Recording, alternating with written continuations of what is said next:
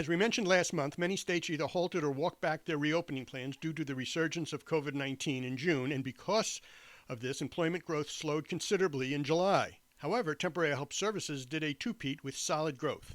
Hello, this is Bruce Steinberg of SteinbergEmploymentResearch.com reviewing July 2020 U.S. employment trends and developments. Although the Bureau of Labor Statistics continues to report that there are still errors in the data, the situation is improving. Quote, responses that may have been misclassified was much smaller in June and July than in prior months. Officially, the unemployment rate in July is now 10.2%, an improvement from the 11.1% in June and the 13.3% in May. The size of the entire labor force contracted by 62,000. The number of employed persons increased by 1,350,000 in July, and the number of unemployed persons declined by a little more than 1.4 million. And there were 230,000 more people considered as not in the labor force in July. The economy added a total of 1,763,000 non-farm jobs in July, which in of itself is a very good number, but pales to the almost 4.8 million it added in June, an increase by 2.7 million in May. Not to lose perspective, in April the economy lost almost 21 million jobs. The private goods-producing sector was up only 39,000 in July after adding more than 500,000 in June and increasing by almost 680,000 in May. Manufacturing was up 26,000 in July after adding almost 360,000 in June and increasing by 240,000 in May. The construction sector performed similarly with a gain of only 20,000 in July after growing by 163,000 in June and increasing by almost 460,000 in May. But mining and logging continued to dig itself further down into a hole with a loss of 7,000 jobs in July after declining by 5,000 in June and losing 20,000 in May.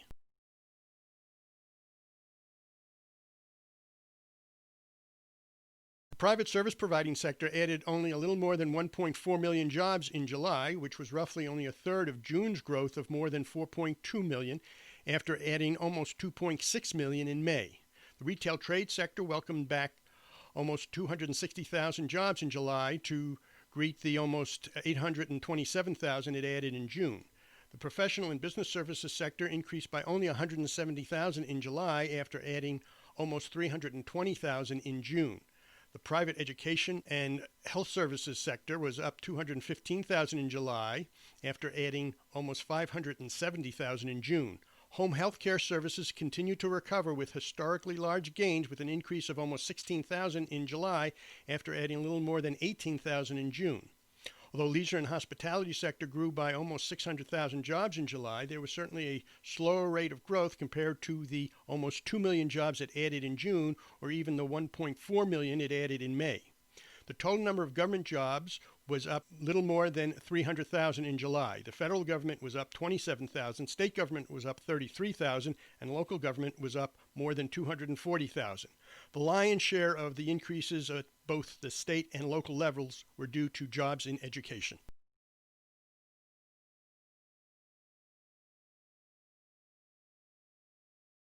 As mentioned at the top of this podcast, temporary help services pulled off a two-peat with a gain of 143,700 jobs in July, which was almost identical to the 143,800 it increased by in June. This brings the total number of temporary help services jobs to 2,382,300, which works out to a 6.4% sequential increase, but is still down almost 19% from July 2019. There have been several news reports that the recent growth in temporary help services can at least be partially attributed to employers shy about adding workers with so much uncertainty ahead. In July 2020, temporary help services market share, that is, its portions of all jobs, continued to increase and reached 1.7067%. However, a year ago, in July 2019, it was 1.9464%, and 2 years ago, in July 2018, it was 2.0037%. Although the employment and job growth didn't exactly stall in July, it clearly lost a lot of momentum, and the situation in the immediate future depends upon the progress of the pandemic.